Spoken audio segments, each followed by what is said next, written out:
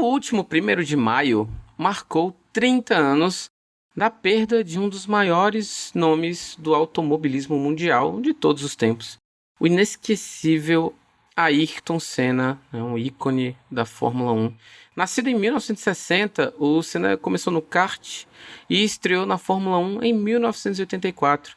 Ele conquistou 3 títulos mundiais com a McLaren em 88, 90, 91, famoso por suas pole positions, arrojo na direção na chuva e também pela rivalidade com Alain Prost. Senna, ele foi admirado por sua coragem e habilidade nas pistas, mas teve sua carreira tragicamente interrompida em 1994 em um acidente em Imola. O seu legado continua vivo no automobilismo e nas memórias de todo o povo brasileiro.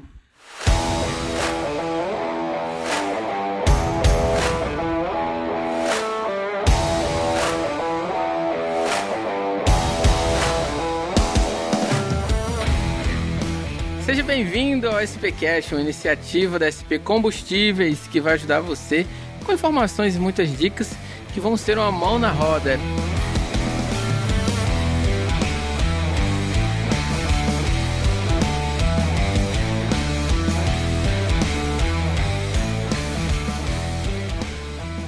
Nesse episódio do SPcast, a gente traz Chateau Arraes, diretor de marketing do Ferroviário, que é um grande, já além de parceiro recorrente do SPcast, também um grande fã e um grande entusiasta da carreira, da obra do Senna. E a gente trouxe ele para bater um papinho e fazer desse episódio um pouco de homenagem, um pouco de celebração da trajetória de um dos grandes ídolos da história. Chateau, você, eu, esses jovens dos anos 80, né? A gente, uns mais jovens, outros menos jovens, mas o Ayrton Senna talvez seja um dos grandes ícones para todo mundo que nasceu ali nos anos 80, no finalzinho dos anos 70 e viu e conseguiu ver o auge da carreira dele ali no meio dos anos 90. Eu era já um pouquinho mais novo, né? Eu sou do comecinho de 89, digamos assim. Então não vi tanto, não acompanhei tanto, mas lembro de bastante coisa, né? Lembro de meu pai vendo Fórmula 1 no fim de semana, lembro de toda a comoção da época, porque é o tipo de coisa que cá entre nós marca a memória de uma criança, né?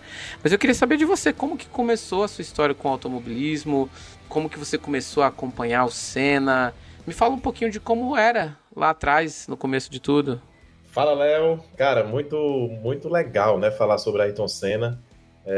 Você falou aí que é um ídolo, um ícone. Talvez o Senna, cara, na minha opinião, assim, eu acho que tá junto do Pelé como os 2 maiores ícones, né, do esporte brasileiro. Tem outros, né, que surgem, talvez o Guga, né, do tênis, o Oscar do basquete, né, tem algumas referências, assim, de esporte, mas acho que o Senna tá no patamar de Pelé ali, de idolatria, né, e de pessoas realmente que colocaram o Brasil lá em cima. E, assim, eu sou um pouquinho mais velho que você, né? Eu sou de 81. Não parece, né? Para quem me vê, não parece, eu tenho certeza, mas sou de 81. Então, ali a morte do Senna, cara, tava no meu auge de adolescência, né? Eu tava ali acompanhando esporte, eu sempre fui louco por esporte, né?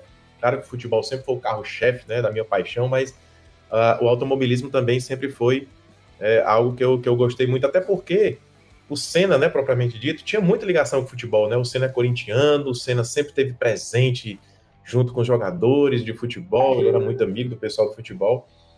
Então eu sempre acompanhei, né? Como você bem disse aí, não só nas manhãs do domingo, mas nas madrugadas também, né? O Senna conquistou e perdeu títulos na madrugada, né? Naquelas famosas corridas do Japão, né? A gente ficava acordado, né? E se juntava lá em casa, era coisa mesmo assim, cinematográfica, coisa de Copa do Mundo, né? Para assistir o Senna.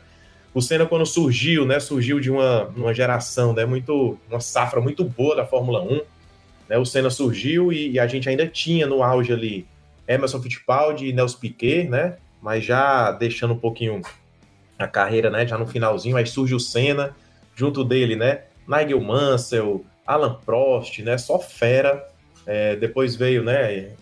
Damon Hill, Michael Schumacher, enfim, aquela turma toda. Mas o Senna surgiu numa época muito boa da Fórmula 1, era muito legal a gente assistir naquela época.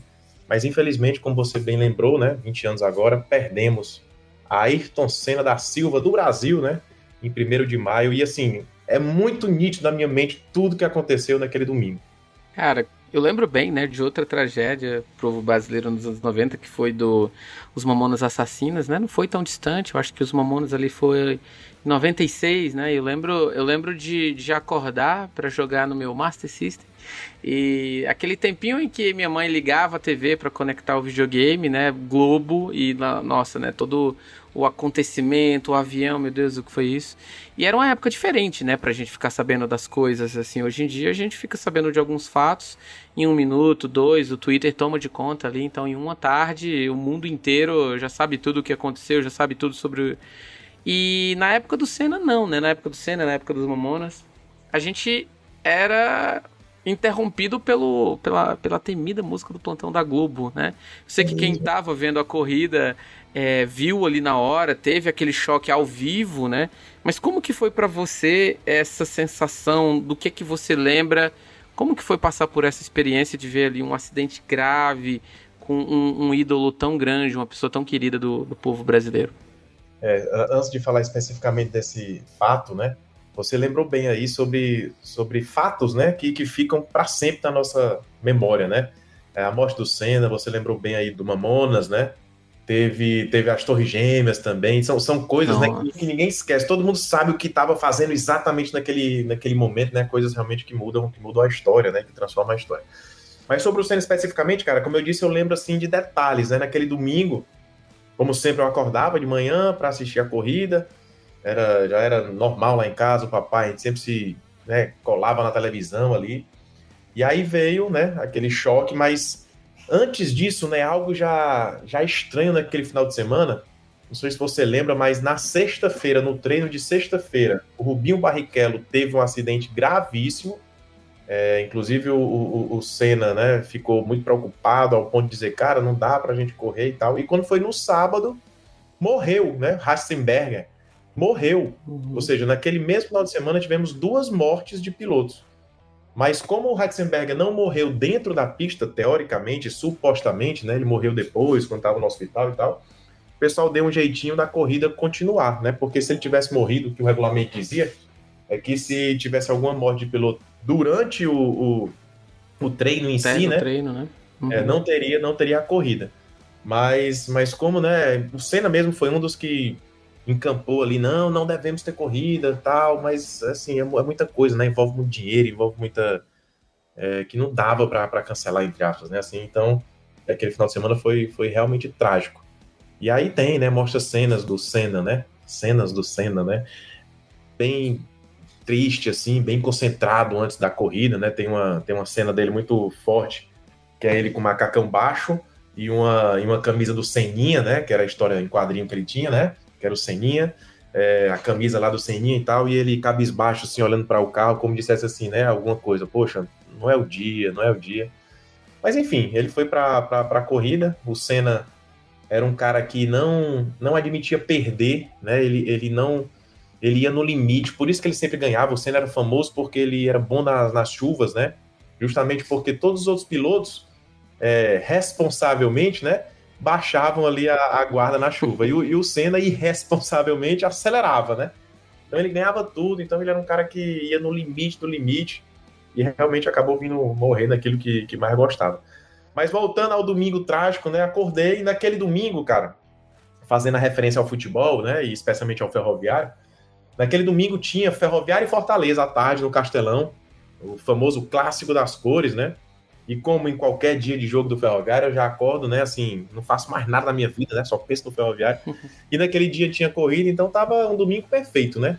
Até então. Assisti a corrida, ver o Senna ganhar, porque o Senna vinha de maus resultados. A gente colocava uma esperança muito grande no Senna naquele ano, porque ele estava na Williams. A Williams era o grande carro daquele ano.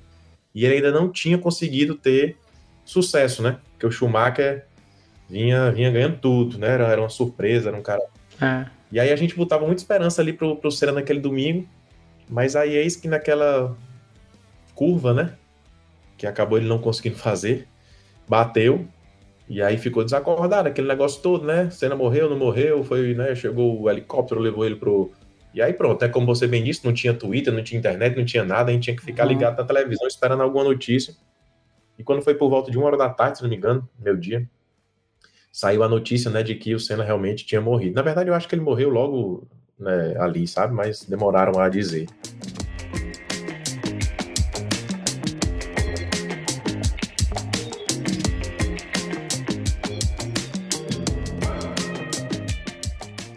20 anos, né? Ela é uma data muito memorável, né? Então, muita coisa volta à tona, muitas pessoas vão revirar as memórias e tal. E eu lembro de ter visto, né, uma matéria ou outra de médicos de pista, etc., falando que na ocasião, né, já puderam constatar a perda de massa encefálica, algumas coisas assim, o que normalmente é um indicativo de algo muito grave, potencialmente irreversível, né? Só que na época, de novo, né? Talvez menos velocidade nas informações ou às vezes até mais responsabilidade, né? A gente lembra do caso recente da cantora sertaneja, né? Marília Mendonça, que faleceu num acidente de avião e que a forma como a notícia foi conduzida pela mídia, uma mídia às vezes muito apressada em dar um furo, não foi tão responsável, né? Então naquela época ou por mais ética, ou por mais responsabilidade, ou até pela dificuldade, né, de obter essas informações, porque, poxa, você tinha que ligar para fazer um DDI, né, uma ligação internacional, contatar informante, contatar os repórteres locais para conseguir confirmar. Então era natural uma demora maior, né? São mudanças, né, que a gente teve nesses últimos 20 anos. Hoje esse tipo de coisa é muito mais ágil. Quem deu a notícia, né, eu lembro demais, foi o glorioso Roberto Cabrini, né, que hoje apresenta programas aí, né, de crimes e policiais, etc. Naquela época ele era um repórter de esportes, né? Uhum. Foi ele que estava lá na frente do hospital e recebeu a primeira notícia e passou pra gente aqui no Brasil, né, de que o Senna infelizmente tinha morrido. E aí, como eu falava, né, tinha jogo do Ferroviário e Fortaleza na sequência, né? E aí fomos, né, claro, pro jogo, já sabendo da morte do Senna. Muito triste, fui com meu pai, mas foi assim uma cena muito bacana no estádio em si, sabe? Ferroviária Fortaleza, as torcidas da área, só se falava nisso, né? Só se falava da morte do Senna. E aí, 1 minuto de silêncio, obviamente, antes do jogo começar, e as torcidas, né? O estádio por completo gritou: olê, olê, olá, Senna, Senna. Então, foi muito bacana, assim, foi muito marcante para mim, porque, como eu disse, eu estava no auge da minha adolescência ali, né? Sei lá, 14, 15 anos. E, né, gostando de esporte, louco por esporte, ver aquilo dali realmente foi muito difícil, né? Foi muito difícil. Mas, enfim, é a vida, é o risco que se tem nesse esporte, né? Tão complicado que é a Fórmula 1. Cara, realmente é o tipo de coisa que marca, né? Mas além de uma memória um pouco mais dolorosa, né? O Ayrton Senna deixou um legado bem forte, né? Assim, a memória dele é muito viva em todo mundo que curte Fórmula 1, né? Você falou, né? A gente vinha aí de uma safra boa, né? Com Nelson Piquet, com Fittipaldi. A gente teve uma safra boa depois também, Massa, Barrichello. Foram grandes nomes que vieram depois. A gente também, né, tem o Schumacher, que também teve aí a carreira interrompida de uma maneira bem difícil, mas parece que isso anda de mãos dadas, né, com quem Apesar de que desafia a velocidade, não foi né? na pista, né? Não foi na Não pista o foi na Schumacher. pista, mas foi desafiando a velocidade, né? De certa forma, né? Na verdade foi numa pista, né? Só que numa pista de gelo, né? Foi desafiando a De velocidade. gelo, né? Mas a verdade é que mudou muita coisa, né, daí pra frente. A morte do Senna, a morte do outro piloto no dia anterior, acabou mudando muito. Imola nunca mais se desfez dessa memória dura, né, dessa memória difícil, mas a verdade é que o esporte mudou muito. Algumas ênfases novas em procedimentos de segurança, dispositivos de segurança, né? Hoje os carros de Fórmula 1 têm praticamente uma espécie de para-brisa, uma coisa que era quase impensável uns anos atrás. Mas como que você vê, Chateau, assim, o impacto da morte do Senna na transformação da Fórmula 1 e também não só na transformação do esporte, mas em como isso mudou, né, a relação do brasileiro com o automobilismo, como isso influenciou a carreira de outros pilotos como Barrichello, como Massa, como que a partida do Senna mudou para sempre um esporte inteiro. Como que você vê isso?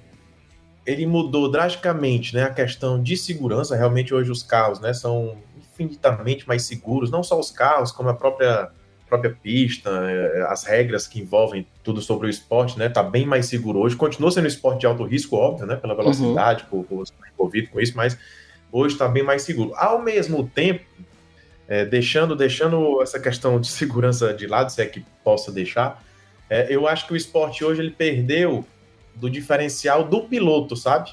Naquela época do Senna, né, tem um caso do Senna que dirigiu com a segunda marcha, quer dizer, dirigiu só com a quinta ou sexta marcha, sem a primeira e a segunda, né? Ele só tinha 3 marchas e conseguiu terminar. Tem um caso bem bacana dele.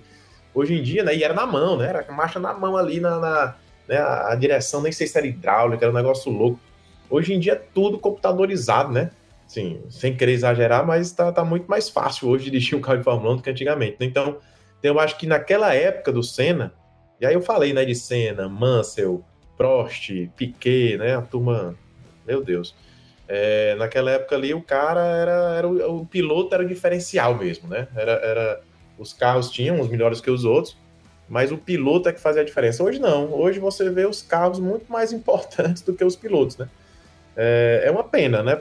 Eu acho que essa redução, né, da participação do piloto no resultado, ainda é claro que são os grandes maestros, né, são os grandes condutores, mas acho que a busca pelo milésimo, pelo décimo nos esportes, né, acaba colocando muita coisa de tecnologia, muita coisa de dados, análise de dados, de cenários, etc.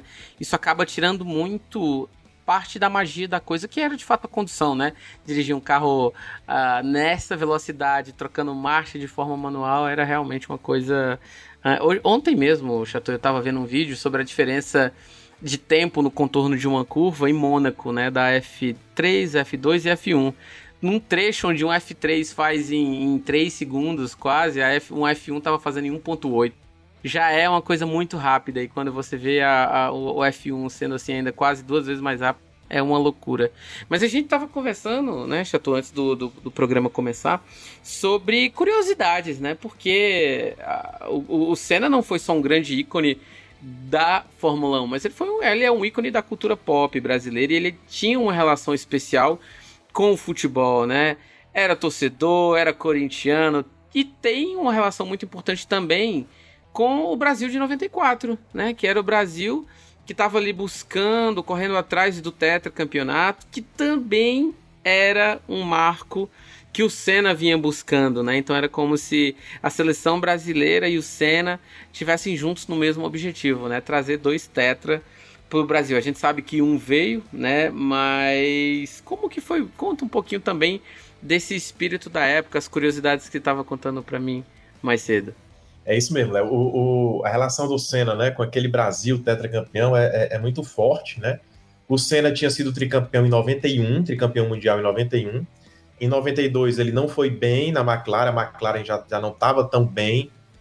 Em 93, né, por pouco ele não ia para a Williams, que era o grande carro da época, mas o Alain Prost foi contratado e o Alain Prost vetou a ida do Senna para a Williams. E Então, faz até o fim. e vai até o fim. Mas todo mundo ficava naquela expectativa ainda, porque realmente a Williams era o grande carro da época e a gente viu o Senna se matando pela McLaren ali e não dava certo. Até que em 94, né, esse casamento foi feito, né? O Alain Prost em 93 se aposentou, né? E aí abriu portas para o Senna ir para a Williams. Então, aquele ano de 94, cara, tinha tudo para ser um ano ainda mais especial para a gente. A gente ia ser bitetra, né? A gente ia ser tetra na Fórmula 1 com o Senna, tudo indicava, e ia ser tetra, né? Como fomos do futebol. E aí eis que o destino, né, coloca o time, né, a seleção e o Senna lado a lado no exato dia de 20 de abril de 1994, o último amistoso da seleção brasileira antes da Copa do Mundo, lá no Parc des Princes, lá em Paris, né? O Brasil jogou contra um combinado do Paris Saint-Germain e Bordeaux, né? Naquela época era comum as seleções jogarem contra times, hoje em dia muito difícil, mas o Brasil fez esse amistoso, e aí o Senna estava lá e deu o pontapé inicial daquela partida, né? Foi muito legal. E aí depois, né, o Senna saiu para jantar com toda a delegação, e aí meio que firmaram um pacto ali, né, desse bitetra, né? Ó, Senna, você vai ser tetracampeão mundial lá, que deixa com a gente vai ser tetracampeão mundial no futebol também, né? O Ricardo Rocha conta bem essa história, né? Diz que tinha essa ligação muito forte. Eis que 10 dias depois, né, desse encontro, o Senna morre, no dia 1º de maio. E aí a seleção, logo em seguida, né, já se apresentou para a Copa do Mundo, já veio a convocação e tudo mais. E aí, né, os jogadores contam até hoje que a responsabilidade aumentou ainda mais. Porque eles, porra, perdemos um ídolo. Então, assim, a responsabilidade nossa aumenta mais ainda, porque o povo brasileiro está sofrido.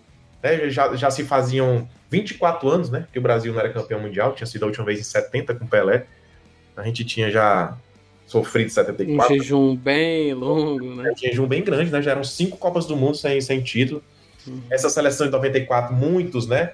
Vinham de 90, que foi né, foi um fracasso ali, digamos, mas muitos continuaram, né? Dunga, próprio Romário, Bebeto, a companhia toda ali, praticamente era a seleção de 90, então vinha com uma certa desconfiança. O Brasil não fazia umas eliminatórias boas, o Romário teve que ser chamado de última hora para poder classificar o Brasil ali contra o Uruguai. Curiosidade também, né? Nesse jogo amistoso que o Senna deu o pontapé inicial, o Romário não foi convocado, porque ele estava contundido lá no Barcelona, foi poupado desse jogo. Outra curiosidade, né? Coisa que acontece, né? Assim, no dia 1º de maio, o Senna morre. E no dia 2 de maio, um dia depois, o pai do Romário é sequestrado lá no Rio de Janeiro. Ele saía de um barzinho lá que era sócio, ele tinha um bar lá acho que era enfim, numa comunidade. E aí ele é sequestrado. Aí pronto, né? O que é que passou por nós? Meu Deus, perdemos Senna, sequestraram o pai do maior jogador que a gente tem, que vai nos dar as esperanças do Tetra. Pronto, tudo, tudo tá culminando realmente pra gente. Um ano que seria maravilhoso, né? Pode dar tudo errado. Mas enfim, o final a gente já sabe, né? A seleção ganhou o Tetra, e aí, né, para quem lembra, lá no Rose Bowl, né, naquele estádio lá nos Estados Unidos, que o Brasil foi Tetra contra a Itália, ao final do jogo, abriram uma faixa lá, né, Senna, esse Tetra também é seu, uma coisa assim. Então foi muito marcante, assim, essa ligação. No mesmo ano que a gente perdeu um ídolo, né? Graças a Deus a gente conquistou o título e pôde oferecer para ele.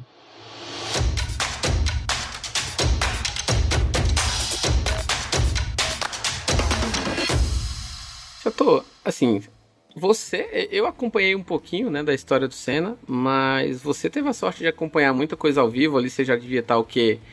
Nos seus 15, 14, 16 anos, né? Nem todo mundo teve a chance e a oportunidade de ver o Senna fazendo história ao vivo, né? E você, como um grande entusiasta, eu imagino que você tem aí uma dica para dar pra gente de documentários, filmes. Eu sei que recentemente saiu um filme que foi um pouco polêmico, né? Porque deixou de lado ali algumas pessoas importantes na história do Senna, né? Mas que dica você dá de documentários, programas pra galera que tá escutando aqui e tá saindo um pouco mais curiosa conhecer um pouquinho mais da história dele? O que, é que você deixa aí de dica pra gente assistir? Cara, tem muitos documentários sobre o Senna, tá? Saiu um recente agora, né? Mas tem muitos Uhum. documentários sobre o Senna. Então, assim, tem um de 2010, se eu não me engano, é Senna, o brasileiro, campeão, o herói, algo do tipo. É muito bacana esse, é muito bacana. Mas, assim, tem outros, tem inclusive esse agora, né, de 2024, acho que foi a Globoplay, se eu não me engano, né? Que justamente comemora não, né? Relembra os 30 anos da morte do Senna, né? Que, se eu não me engano, é o dia que ainda não terminou. É bem legal. Então, assim, tem muito documentário. Claro que, como todo documentário, né? Sempre há críticas a fazer. Ah, esqueceu daquilo. Ah, não falou aquilo. Ah, foi muito Sim. parcial. Ah, foi... Mas vale a pena, cara. Tudo se extrai coisa boa. Então, eu acho que relembrar, né, o sucesso do Senna, cara, vale a pena demais. Porque é como você disse, né? A turma hoje que tem 30 anos mesmo, né? 20 e poucos anos. 30 e poucos anos, não lembra do Senna, Eu né? tenho 35, né, Chato? Eu sou de 89 e já tô com 35. Então, assim, tem Exato, uma galera com 30, 31 que não viu nada, né? exatamente. Então, assim, vale a pena, cara. Vale a pena resgatar. O brasileiro tem uma memória muito curta, sabe? A gente esquece muito dos nossos ídolos, esquece muito do que a gente viveu e conquistou. Então, acho que vale a pena. Quem tá nos ouvindo aí, pesquise sobre o Senna. Vale a pena assistir esse mais recente agora, mas vale a pena pesquisar outros. E tem um que saiu muito bacana também, que é um do Romário, tá na Max. É recente, esse é quentinho, saiu essa semana agora. Se chama Romário, o cara, o Eugênio, acho que é o cara, que conta a história do Romário, mas tem um capítulo desse documentário que é exatamente sobre a ligação do Senna. E aí conta muito do que eu contei aqui, passa lá também. Eu acho que vale a pena. Então, para os mais novos aí, eu aconselharia esses dois especificamente, o do Senna, 30 anos, que é Globoplay, e o Romário, o cara que tá na Max.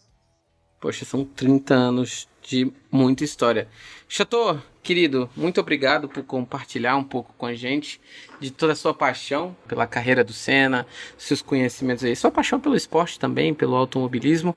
E agradecer mais uma vez a SP Combustíveis pela oportunidade de relembrarmos um pouco da grande história, desse grande ícone do automobilismo mundial.